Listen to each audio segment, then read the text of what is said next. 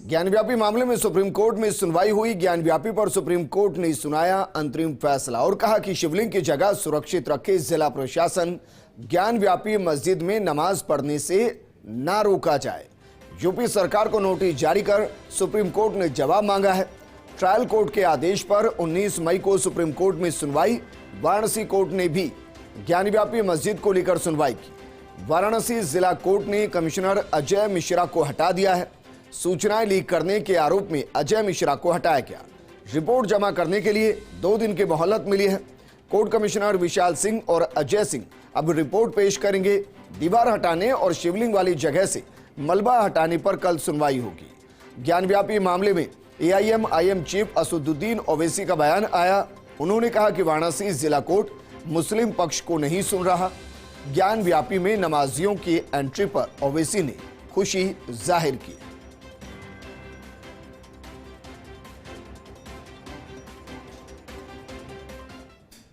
सरकारी कर्मचारी आए हुए थे तो वो पूरा कंप्लीट करके नहीं दे पाए थे, इसीलिए और थोड़ा रिपोर्ट भी तैयार नहीं हो पाया था, इसलिए 2 दिन के लिए समय मांगा गया।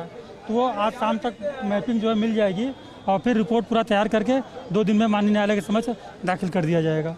आज की सुनवाई में जैसा कि आप सभी जानते हैं, मुस्लिम पक्ष ने जो इलाहाबाद उच्च न्यायालय का फैसला था, जिस माध्यम से उनका याचिका खारिज कर दिया गया था, उस आदेश को चुनौती दिया। साथ ही उन्होंने एक एप्लीकेशन दिया जो जिला कचहरी ने जो आदेश पारित किया है 13 तारीख को और 16 मई को, उन दोनों आदेश को भी यहाँ प्रोड्यूस किया और उनका ये कहना था कि इस पर रोक लगाया जाए।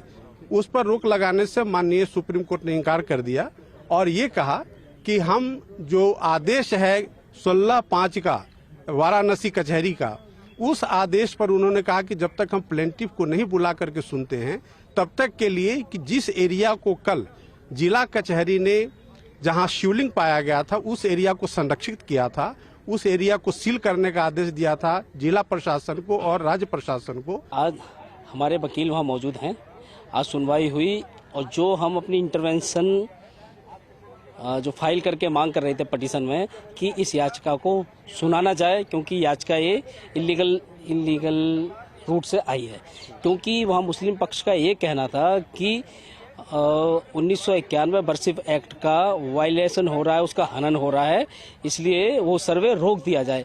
तो यहाँ सुप्रीम कोर्ट ने साफ बोल दिया कि निचली अदालत का मामला है, अब निचली अदालत के स्तर पे आप उसको सुलझाओ। उन्होंने सुप्रीम कोर्ट ने वहीं भेज दिया। और दूसरा, इसकी सुनवाई कल के लिए बुधवार के लिए रख दी है। तो ये बहुत अच्छा फैसला आया है सुप्रीम कोर्ट से और हमें यही उम्मीद थी। हमेशा एक मजबूत संबंध रहा है और आजमगढ़ की जनता ने मुझे भी चुन करके भेजा। आजमगढ़ से समाजवादियों का बहुत गहरा रिश्ता है। आने वाले समय में भी आजमगढ़ की जनता समाजवादियों के साथ ही रहेगी। ज्ञानव्यापी मस्जिद का और इस तरह के घटनाक्रम भारतीय जनता पार्टी जानबूझ करके करती है या भारतीय जनता पार्टी खुद होती है? सिधाई का नाजायज़ फ़ायदा है सर, ऐसा कुछ नहीं है। जो भी है, आप 1 डे से जो भी लगे रहे हैं, सब लोग मुझे जान रहे हैं। मैंने ऐसा कोई भी काम नहीं किया है जिससे न्यायालय की गरिमा धूमिल हो और गोपनीयता भंग। विशाल जी मेरे सामने बैठ जाएं और वो अपने हृदय पे हाथ रख के कह दें मैंने उनका सहयोग नहीं किया, मैं मान लूँगा। कोई भी डिबेट उनसे नहीं करूँगा। न्यायालय ने डिसाइड किया ना कि मुस्लिम पक्ष का तो डिसाइड हो गया ना कि मैं जो है पक्षपात नहीं कर रहा था। मुझे तो विशाल जी के आरोप पे हटाया गया है। The namazis to go and pray in the masjid, Gyanvapi Masjid. The earlier order of the lower court was delimited to only 20 people. So, but we are hopeful that on the next date of hearing, the Supreme Court will do complete justice, because in my opinion, a grave procedural unfairness has happened, because the commissioner had not given a report to the lower court judge. A petitioner moves an application, and before even the notice is given to the Muslim side, the honorable judge passes an order to protect that area, that so-called thing called Shivling, which is not there. It is a fountain, and then limiting the namazis to 20. So that trial court order is completely wrong. It is unfair. ज्ञान व्यापी के सिलसिले में कुछ नहीं कहना चाहता, सिर्फ इतना कहना चाहता हूँ अपने हिंदू भाइयों से कि ये आपके निर्णय लेने का वक्त है। आपके धर्म का और हिंदुत्व का किस तरह ये लोग मजाक उड़ा रहे हैं, मजाक बना रहे हैं, पूरी दुनिया में ये खराब मैसेज जा रहा है। इनको फाउंटेन और शिवलिंग में अंतर नहीं करना आता है।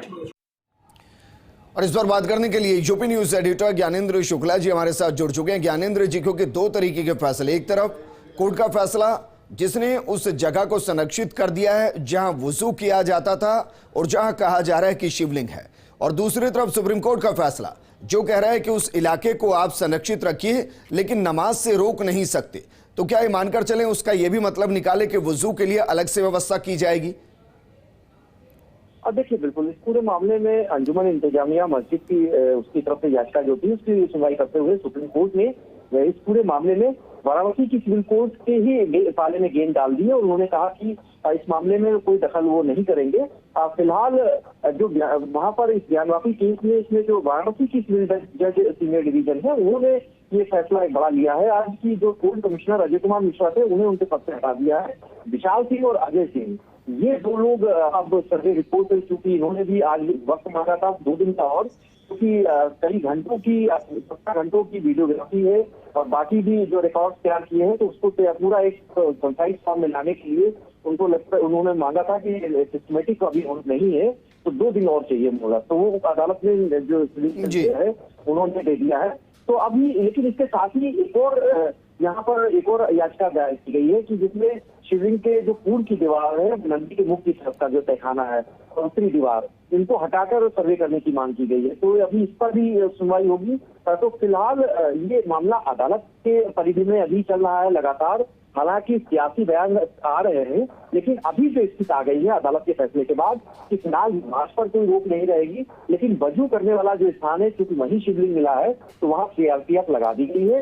पुलिस प्रशासन की लगातार निगरानी है। हाँ, ये बात दीगर है कि शुक्रवार को जब जुमे की नमाज होगी तो वजू के लिए कोई और इंतजाम जरूर करना पड़ेगा, वो जिला प्रशासन उसके लिए व्यवस्थाएं देख रहा है। जी, ज्ञानेंद्र शुक्ला जी, शुक्रिया तमाम जानकारी हमारे साथ साझा करने के लिए।